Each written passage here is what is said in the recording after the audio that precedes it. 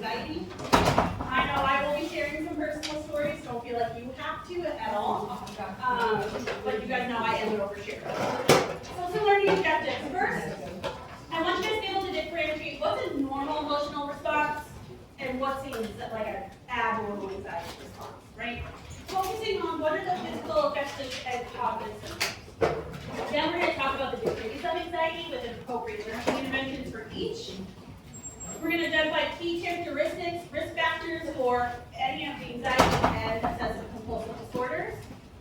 We're going to apply evidence-based nursing interventions for patients with anxiety or OCD disorders, and strategies to promote mental health and address wellness.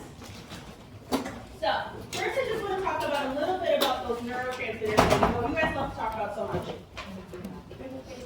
Right?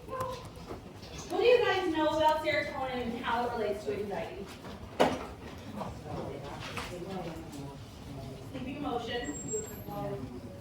Long term. So it's a lot more immediate, our happiness, our optimism, right? So if I don't have serotonin, I'm not going to be very optimistic. It also, when we don't have enough serotonin, we aren't really able to regulate or appropriately examine situations, so we tend to over-exaggerate them. And when somebody has general anxiety disorder or chronic anxiety, it actually can decrease the amount of serotonin receptors that we have in our brains. Decrease, decrease, decrease. I'm not asking you about any of the neurotransmitters. This is just a little bit of fun.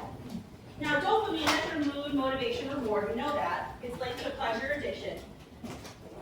But if we have too much, it can lead us to have a little bit too much negative thoughts, negative input into normal, everyday situations. GABA is our inhibitory neurotransmitter. You guys remember all the way back to neuro. So typically, GABA is the one that tells norepinephrine to chill out. Right, stop with the fight or flight response, relax, we're fine. So if we don't have enough GABA, we're not really telling ourselves we're fine.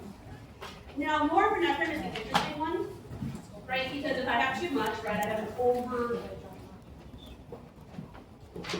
too much of a fight or flight response. But if I have too little norepinephrine, that can also lead to anxiety because I don't have enough of a fight or flight response. So, yeah.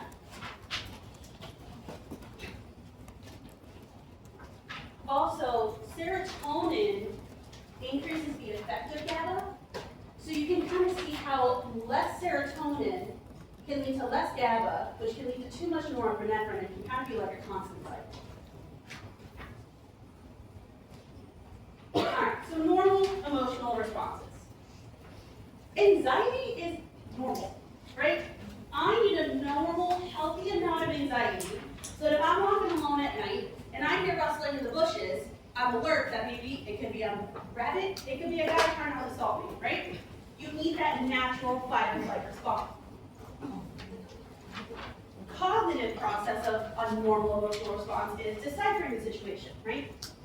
Well, seeing as I'm out by myself and it's nighttime, I'm also at home, so that rustling in the bushes is probably a rabbit, right? Versus if I'm having anxiety and I can't stop those intrusive thoughts, even though I'm at home and I know nobody's there, my brain's telling me that somebody is. So is it essentially just like rationalizing the... And then coping strategies, which we use to resolve that threat. We're going to talk about that in a second. So what are some other examples that you guys have seen or that you've done yourself of a normal emotional, normal anxiety versus, oh, I got a problem. Before a test. Yeah, testing. Before a test, right? That's a perfect example. You guys study this, right? You study, you're confident, you're going in, right? Let's talk about your NCLEX, right? You're going into your NCLEX, your anxiety is telling you you're going to fail, even though you've just spent 2 years preparing for it. You're studying, you know this material. And sometimes that normal emotional response can help you, when we talk about the degrees of anxiety, you'll understand what we're talking about. That little bit of anxiety is enough to get you to really laser focus on your questions, right? It's really well understand. But it's when you let it ramp up and it becomes maladaptive is when now you can't focus on the questions at all. You're overthinking. You're not thinking about the material that you studied, you're just kind of answering willy-nilly because you just want to be done, right? So that's a perfect example. So you're definitely gonna provide some hope. Well, we're going to talk about it. So altruism, that's dealing with anxiety, reaching out to others. Now, your book says that there's no maladaptive, I'm not going to ask you about defense mechanisms on your exam, but your A plus and ATI, I can see asking questions about it. So, your book says that there's no maladaptive way to use altruism. But can anybody think of a way that altruism can be a bad thing? Right? A nurse who lost, the example they give is a nurse who lost a family member at a fire, volunteer firefighter. If we start telling people about it. Right. So you had a really bad shift, and you need to talk to somebody about it. You talk to your family instead of maybe your clinical instructor or another nurse that you're working with. Now you're breaking HIPAA. A. B, you're putting that emotion on somebody that doesn't understand that emotion. So sometimes altruism can be a bad thing, but it's not necessarily maladaptive. And maladaptive means that's one of those words that you look at and you're like, I know what it means, but I can't think of the words to describe it, but it's a bad thing. Sublimation, right? Dealing with an unacceptable feeling or impulse by unconsciously substituting acceptable forms of expression, right? So if you are angry at your clinical instructor, you just go work out, right? You don't address it, you just go work out, you get the aggression out there. Well, how can that be a bad thing? You're not dealing with the problem. That's when it becomes maladaptive, even though your book says there is one. Suppression, right? You're voluntarily denying unpleasant thoughts or feelings, right? Now, it can be a good thing, right? Like, let's say you had a fight with your friend right before exam 2. Putting that thought aside, because you're like, I gotta focus on this exam right now. I can't focus on that. Versus, if you lose your job, you're like, oh, we're gonna go bills next week. No, that's not something that you can put off right now, right? Repression, unconsciously. So suppression is voluntary, repression is unconscious. So you're putting unacceptable thoughts and feelings and emotional out of awareness, right? So, little fun fact about me, I have wicked social anxiety. Why I chose this job, I have no idea. So, when I'm coming into lecture or when I'm on stage at hitting, I just kind of forget about the fact that I have social anxiety. I repress it, right? But if I hear the dentist and I just keep, oh, I forgot I had a dentist appointment, that's when it's a bad idea. Yeah. Oh, forgot there was an exam today. Whoops, right? Compensation, right? Emphasizing the strengths to make up for your weaknesses. When can that be a bad thing? Just in yourselves. Compensation. Right. Let's say you're in clinical and you know that, I don't even know, a neuro assessment is not your thing.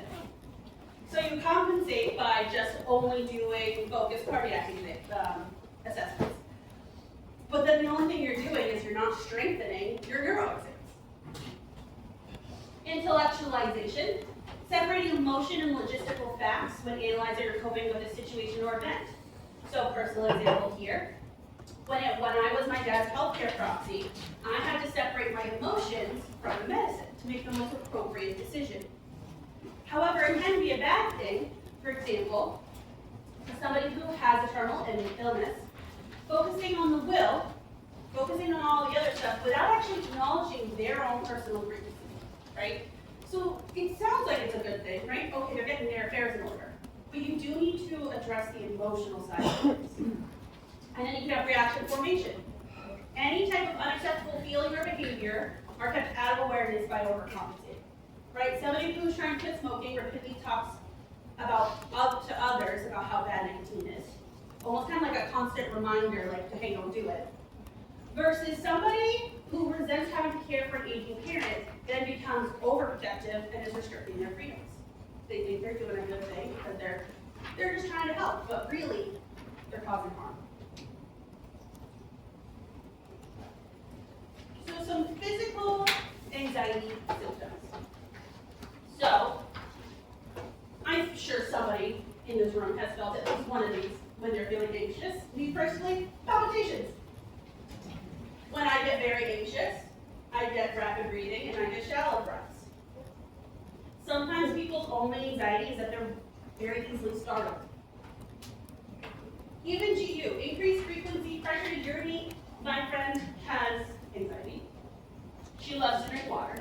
And when we went to Disney World 2 years ago, every time we got in line for a ride, she had to go pee. Because she knew, well, I'm going to be standing in this line for at least 45 minutes to an hour at best, because it's Disney World. And I'm not going to be able to pee, so that made her have to pee more, right? What are some other symptoms of anxiety physically that you've seen in clinical?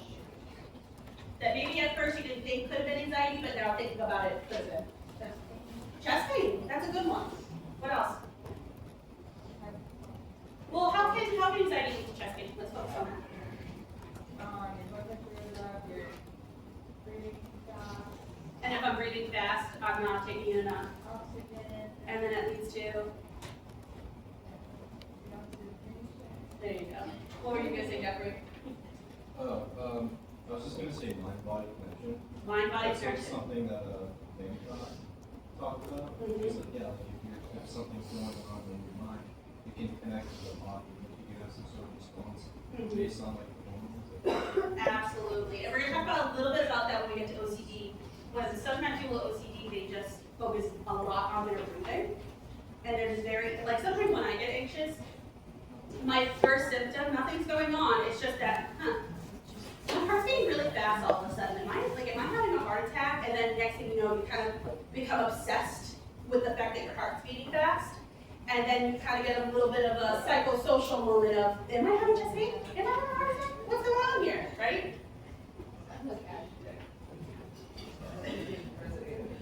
And then you can have the affective symptoms. So this is how the person is feeling, right? Maybe they're wound up, maybe they're uneasy, maybe they have a flat affect, and it's because they're trying to separate themselves from the emotions that they're feeling.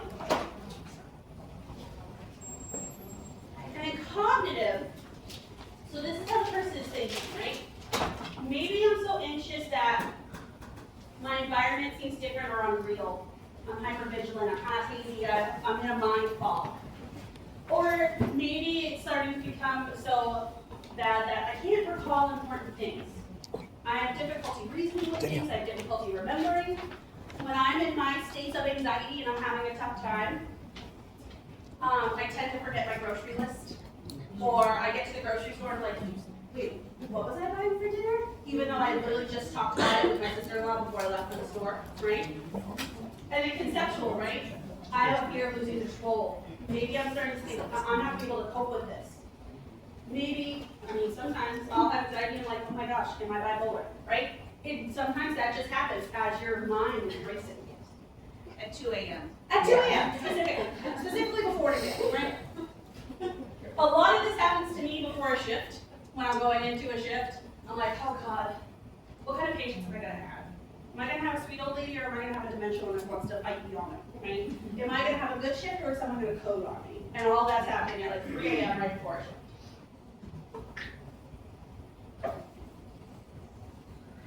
So, there's classes of anxiety, which is normal, acute, and chronic, right? So normal, that's necessary for survival. Acute is usually by a loss or a change that threatens my security. And then chronic is something that develops over time, usually starting in childhood.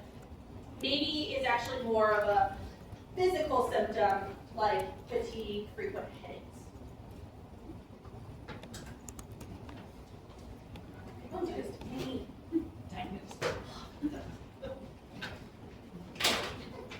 All right, degrees of anxiety. Super important. Super important. So, mild and moderate. So mild is your everyday living, right? That is when your perception field actually widens a little bit, so you can kind of take in more information and decipher whether or not I need to act. I can see relationships, make more connections. I have a better concept of my reality. This is when you might see someone maybe tapping their foot, tapping their fingers, playing with their pencil, right? I can still learn, I can still problem solve. Moderate, we're starting to escalate. That widened field is now narrowing, ever so slightly. I'm not really noticing what's going on in my periphery. I can snap out of this though. I can still learn, I can still problem solve. You can still work with a patient here. I can sustain attention to a particular focus though. Right? Mild, you're feeling good during your exam. You're going through it, it's a breeze. Moderate is when you sit up in your chair a little bit and you kind of focus really in on that question that you're answering. Because maybe there's two trick answers there, you're trying to decide which one, but you can still decipher which one you want to pick. Right? You can still benefit from redirection during moderate. So during these degrees of anxiety, you want to use active listening with a patient. Tell me what's going on right now. Tell me what you're feeling.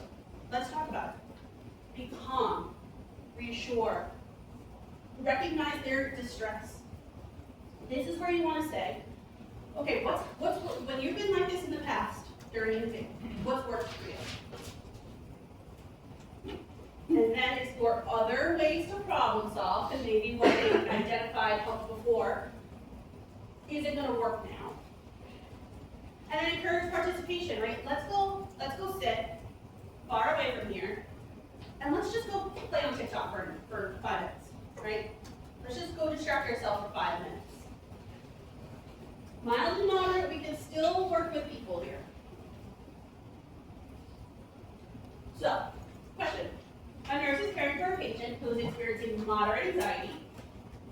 Which of the following actions should the nurse take when trying to give necessary information to the patient?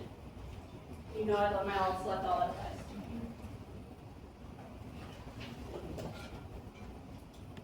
Who wants A?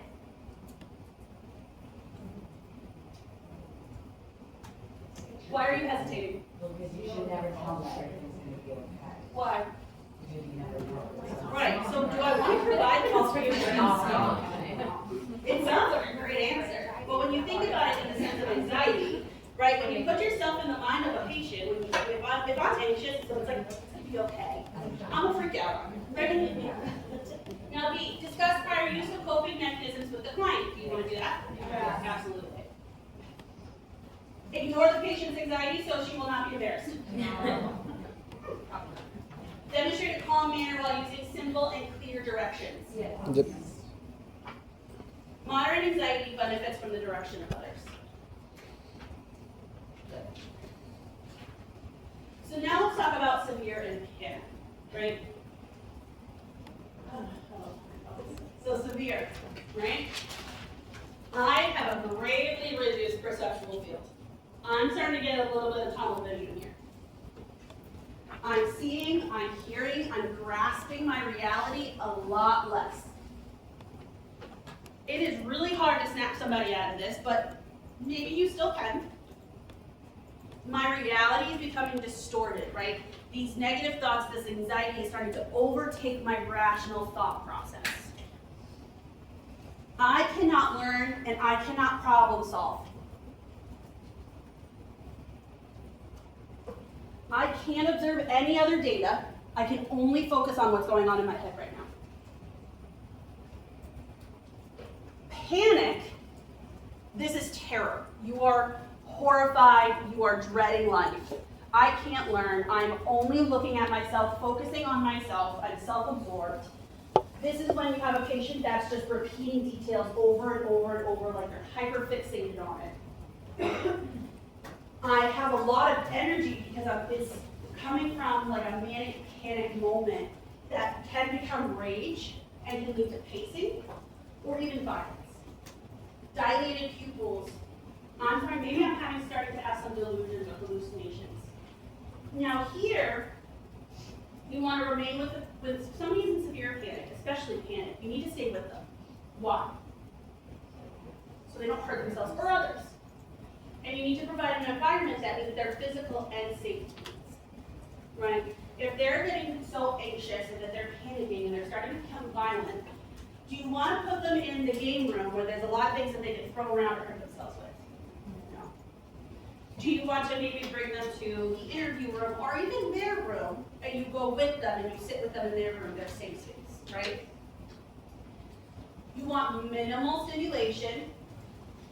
Maybe this is the time I need to use meds or restraints, but I'm only gonna use restraints after the less restricted things are not working. Because if I'm already anxious and panicking and you could just immediately go to put me in restraints, that's gonna make it way worse, right? Encourage gross motor activities. Let's walk together. Why do we have to go sit down? Let's walk together. Let's get that energy out. Now, you can still talk to them. You can give them simple statements, but you have to use firm, short statements, right? You're not going to say to them, let's go down the hall and go sit down and go talk about what's happening. It's, let's go walk down the hall. And then you walk down the hall and say, tell me what's happening. And then it's very short and simple, right? When you have a toddler that's in the middle of a tantrum, you do use short and firm sentences, right? Direct the client to acknowledge reality and focus on what's present in the environment. So you can tell I have all this stuff up here. They're usually in my office. But I like to use some grounding techniques. What are 5 things that you can see? What are 4 things that you can feel? 3 things that you can hear. 2 you can smell, and 1 you can taste. All right, so let's practice it. Sitting here right now, what are 5 things that you're feeling? Physically. Physically. Keyboard. Your keyboard, okay? That's one. Your chair, your pen. Huh? Your cup. What else? Cold. You're feeling cold. Yeah, maybe there's a breeze coming in. I'm actually hot up here. I feel like so what are 4 things? Oh, I did 5 things you can feel. It's 5 things you can see. Well, what are 4 things you can see? You. See me. What else? The board. What else? Huh? Your computer. What else? Huh? Your classmates. All right. What are 3 things that you can hear? You. Me. There you go. This one's a weird one. What are 2 things you can smell? Don't say me. Coffee. Your coffee. Your shampoo. And what's 1 thing that you can taste? Coffee. There you go. Right? Those grounding techniques help people come back to their reality. It can have somebody go from panic down to severe, down to moderate, and hopefully mild. So hopefully none, right? Because remember, in severe and panic, we're starting to dissociate. We are not in touch with our reality. So we need those grounding techniques to get us back to reality.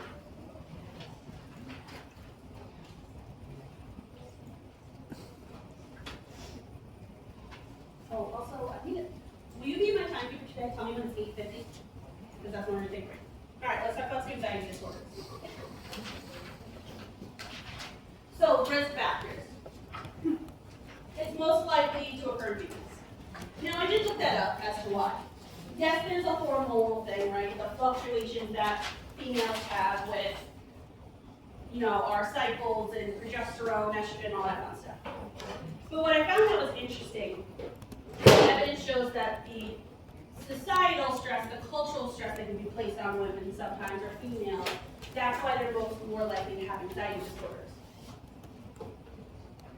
But we can say the same thing for males, right? There's a lot of societal stress that we put on males. And it depends on your culture, it depends on the society that you live in. There's a genetic factor, thank your parents. Acute medical conditions, right? Like if I'm having an actual heart attack, I'm gonna have anxiety. Medication adverse effects. What is a big medication that can cause anxiety? Stimulants. Stimulants, what else? Albuterol can make you shaky, kind of make you anxious. Prednisone is a big one. And then substance use. Who's here has had anxiety after a night out? Yeah.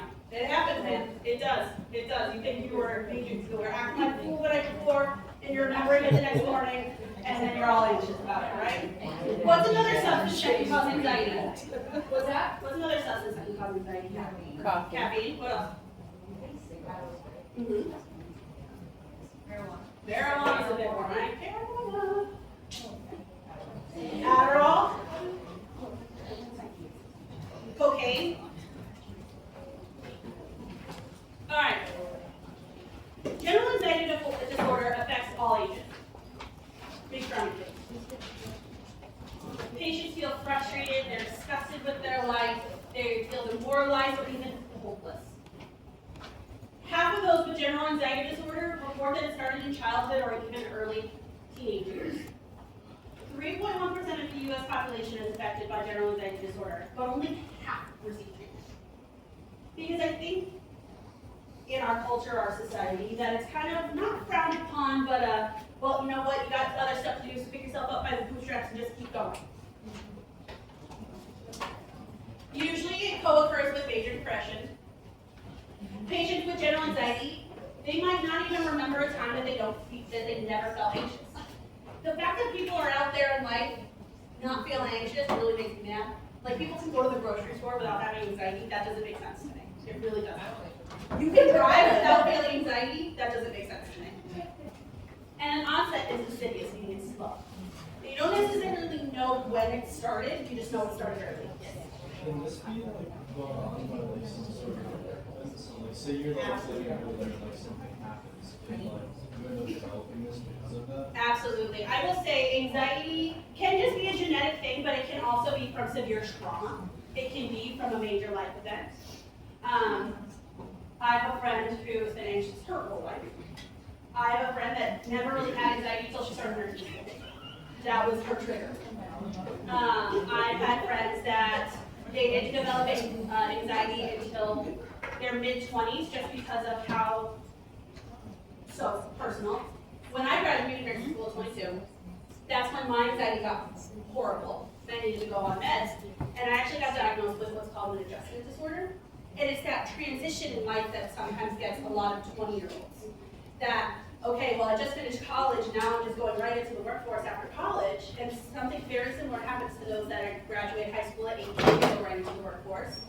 And they struggle with that transition after being in school their whole lives, to now not having that routine, and it's just, okay, now what, right? Now, don't get me wrong, that first shift I had as an RN, that I came home and I didn't have to do any coursework, I didn't have any assignments to do, I didn't have any exams to study for. I literally said to myself, I think I need to go get a cat because I need something to do, and I did get a cat. And her name is Bella. She's the love of my life. She's a pain in the ass, but you love her. She's got so many naps right now. She has long hair. It won't let me brush her. I got her from the shelter. So she only likes to snuggle at certain points, and if I move too much, she runs away and all scared. I think she's kicked a lot. Because like if I sit on the floor, she's fine. But if I stand up and take a step, she freaks out. So I knew she was kicked. Sorry, sad note. She also has anxiety. She takes after her mother. She's on medications as well. Yeah, I have to give her gabapentin anytime I need to room her. I actually need to do that too because she's got a lot of naps and I have to like shave her. And she won't. Sometimes she'll let me like cut her nails if I am very calm and I have treats and I'm just petting her and I just go sit her. And I let her relax and I cut my skin. But brushing or like getting the knots out. Anyways, trauma. Yes.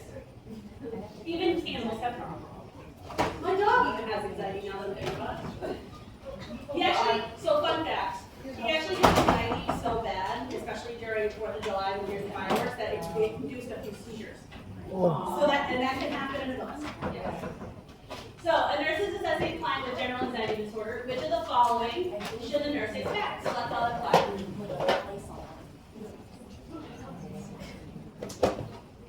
Who wants A?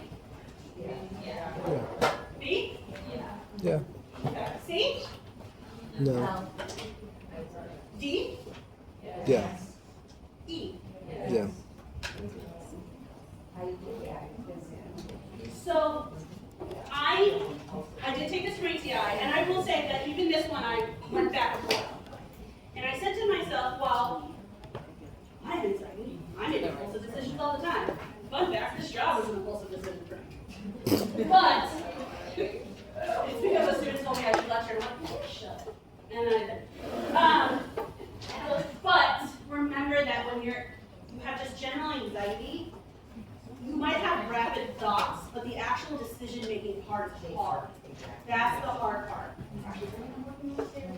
Is making rational decisions, right? Not overthinking every little decision that I make. Right. Impulsive decision-making is more mania.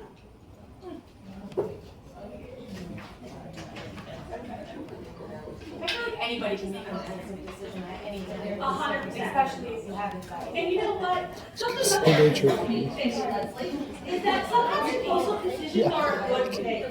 Because sometimes you just need to full on send it, right? Just do it.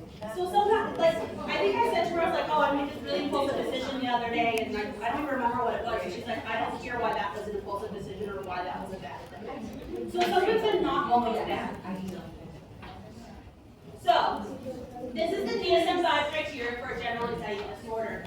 Now, I was actually talking about this with Van yesterday because I searched and tried to, I actually read the DSM-5 book to try and find how many of these criteria you have to meet to be considered, and it didn't tell me, but I think just generalize, like, you need to meet a majority of them. Like, it's 4 out of 7, or 4 out of 6, or you have to meet a majority of them. And those of you who are like me and watch TikTok, you'll see a lot of videos of, oh, put a finger down, right? And then you're listening to it, and the symptoms that they're saying has nothing to do with the DSM criteria. So as much as I love TikTok, because I think it gets a lot more information out there, it normalizes a lot of these mental health disorders and makes people not feel alone, it can be a dangerous thing, right? Those videos of, oh, put a finger down, and the symptoms that they're saying has no correlation with an actual diagnosis. And it can kind of cause a little bit of panic, huh? What does that mean? Put a finger. Oh, so on TikTok, it's like a video where it's like, oh, put a finger down if you, like if you've ever eaten an apple, right? And then they, at the end, they say, if you put 7 fingers down, it means you have general anxiety disorder. And I remember watching that, and I was like, I mean, I have this, and I have like none of the things that you just listed. Sometimes it can be great, sometimes it can be bad. Now, excessive anxiety and worry for at least 6 months. The person finds it hard to control the worry. That's a big part. Now, anxiety is associated with 3 or more of these symptoms. The anxiety, worry, or physical symptoms cause significant distress or impairment of functioning. I will say for 99% of mental health disorders, that is the key for getting diagnosed with something. Because you can have these traits but not have the disorder, right? I can have some anxiety without it impairing my everyday life. It's when it starts to impair your everyday life that it becomes a disorder. The disturbance is not attributed to any type of substance or any other type of medical condition like hyperthyroidism. And then the other disturbance is not better explained by another mental disorder, right?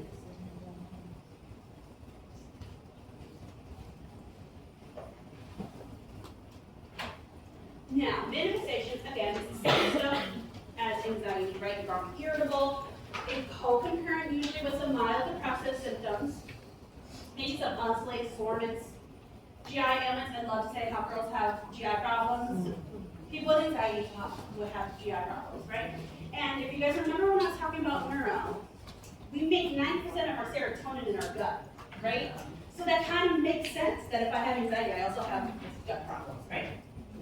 Poor sleep habits, irritability, trembling, twitching, poor concentration, avoidance of stressful activities, increased time and effort to prepare for stressful activities or events. When I first started lecturing, I would prepare for lecture for like multiple days before it actually happened. Now I just prepare the night before. Procrastination and making decisions, right? Let me just put off the decision. That way I don't have to make the decision. If I make the decision and it's wrong, then that's going to be a problem. But if I don't make a decision, that's also going to be a problem. And these are the real thoughts that I've had in my room. Now, something that I use in the pediatric office that I work at is called the GAD-7. So it's a screening tool. It's not diagnostic, it's just screening. We have kiddos fill this out starting at 11. Sometimes we'll do it earlier if they're showing signs of anxiety earlier, but it can be tough. Usually the parents have to fill it out. And then you just count up, like let's say it's 1, 2, 3, you just add them all together. Do we need to know like this for the test? No, like the, no. Yeah. I see GAD-7 used a lot. I know there's a lot of other tools out there. I think in lab that you might use something different. But I like the GAD-7 because I feel like it's very, yeah, because if you look, it literally really matches those DSM-5 criteria. So I like the GAD-7, and I did fill it out. And I still have moderate anxiety. So they get referred to a psychiatrist? Not necessarily.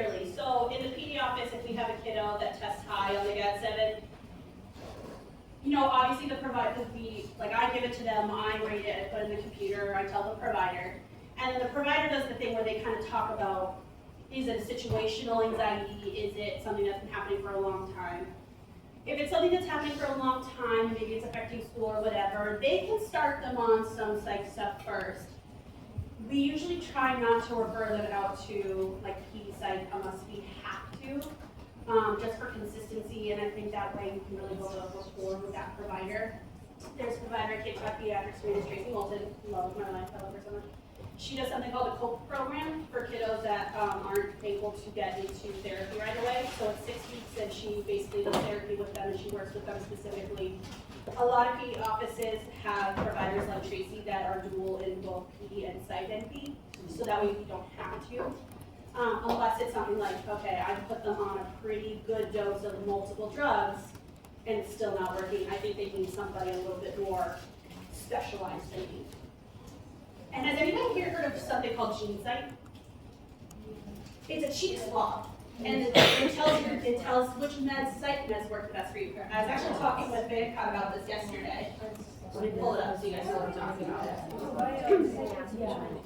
I guess it's like really expensive. It's $330 without insurance.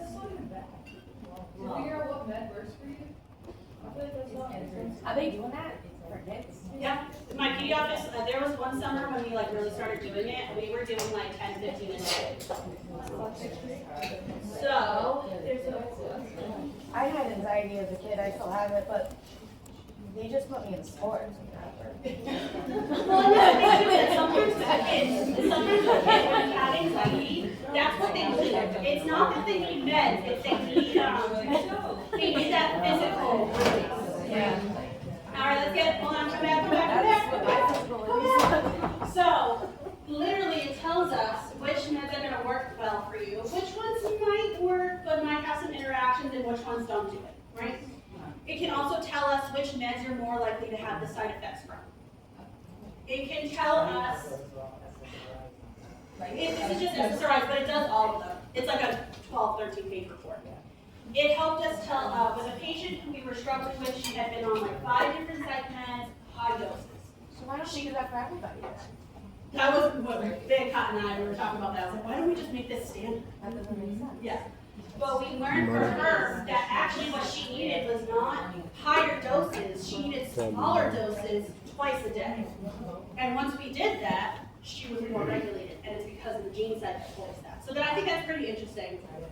They should just do We should just do it. Yeah, I agree with you.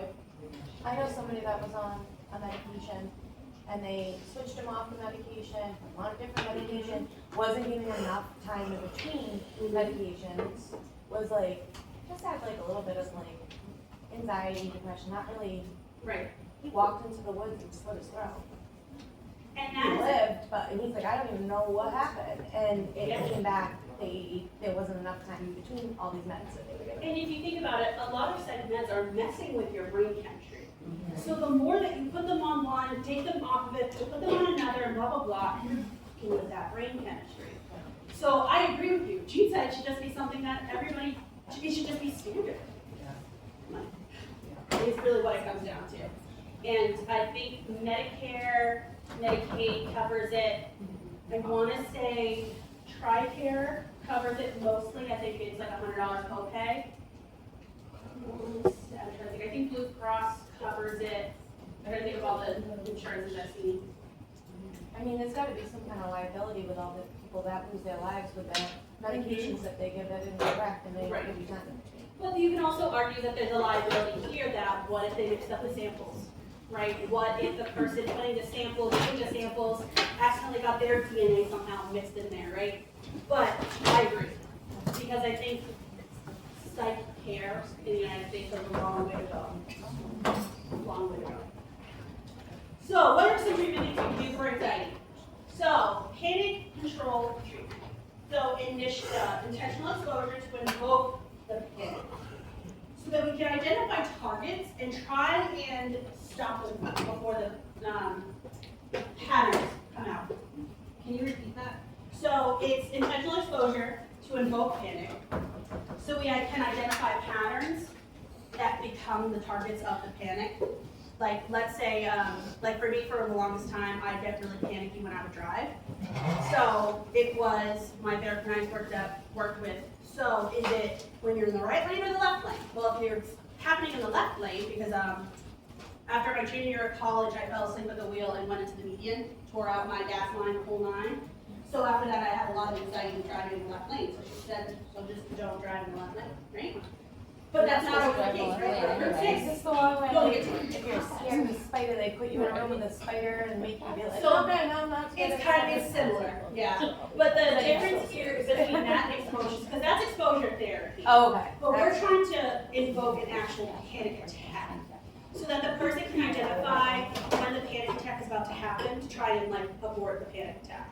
Right? Not so much get used to the thing in general, but trying to identify the patterns of a panic attack. Okay.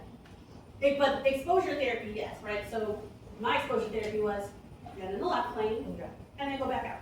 Right? Go back in, go back out. You don't have to stay in the left lane, right? And that helped me. Versus panic control treatment is, I want you to have the panic attack so we know when it's about to occur, so we can use some of those coping strategies to prevent the panic attack in the future. Systematic desensitization. So it's another exposure method to desensitize you to it.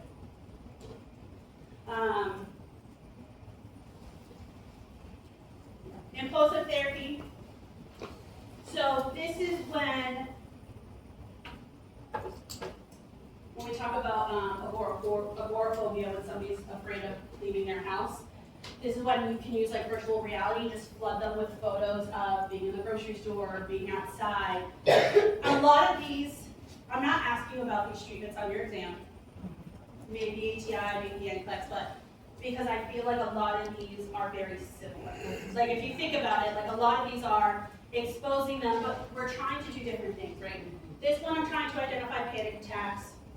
This one I'm trying to desensitize them to it. This one I'm trying to expose them a lot more, but not necessarily teach them anything, but I'm just trying to expose them to their fears. This one is kind of a combination of the three.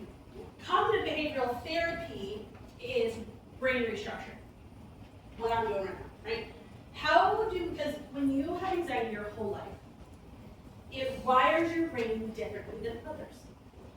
So cognitive behavioral therapy is rewiring that brain, rewiring your thoughts. Some people with anxiety, they just automatically go to the extreme, right?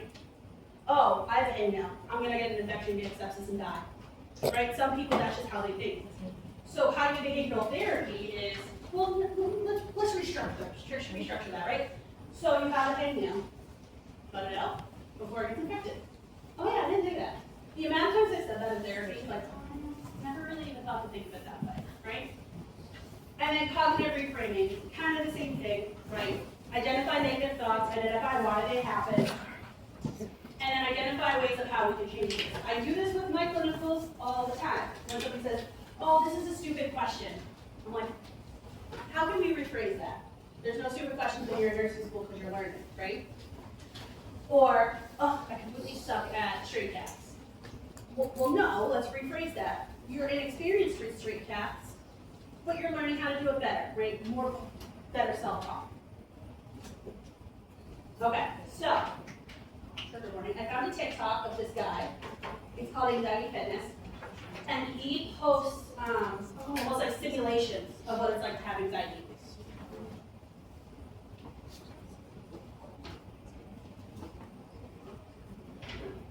It's just a bridge. It's so dramatic. It's something that we need to go to. It's the Halloween. You really need to put it together or else you'll ruin it for everyone.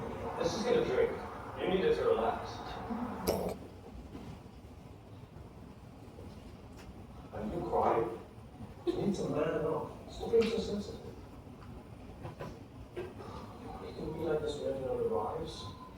Suck it up. Don't embarrass me. Never gonna like it ever again. So, what did you guys notice there? What went wrong? Literally everything, right? Right? But some people think that that's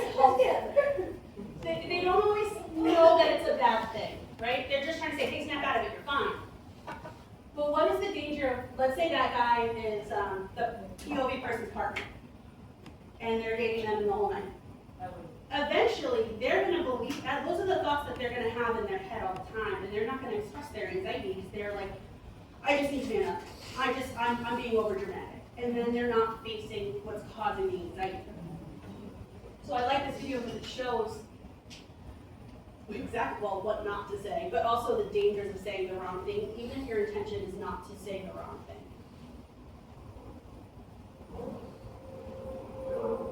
I understand. This thing's much time as you need. Need to go to, hey, you feeling okay? Let me know if there's anything I can do to make you feel more comfortable. You don't have to go if you're feeling uncomfortable, but Tell me what I can do to make you feel more comfortable. What's the downside to that? You might not be able to do it. I might not be able to tell you. I might not be able to tell you what's going on. But I also might not be able to just say, hey, let's go this way. So even though right things can have a negative, so it really is person dependent. You have to be very careful of what you say. So when you have like an unexplained wave of emotion, you know, it can literally be anything, sadness, happiness, anger, whatever, and you just don't know what it is that probably anxiety? Or like, Could be. yeah. I will say sometimes when I'm having my anxiety or even my panic attacks, I can usually identify a cause. But there are some times where I'm sitting in my office up at work and I feel myself tapping my foot and I can't really focus on the task that I'm doing and I don't know why. Sometimes it just comes out of nowhere. And usually when that happens, I text my bestie. And sometimes it's just, I tell myself to ignore it and just keep going with your work, but you can't do that either. I do think it will be really good for you. And you might end up having a great time. That's reassuring, right? Say we can leave when you don't have to. Quiet. Do you want to talk about it? I also open up. It was doing really well. I would get to talk to you. That would make me want to talk to him. No.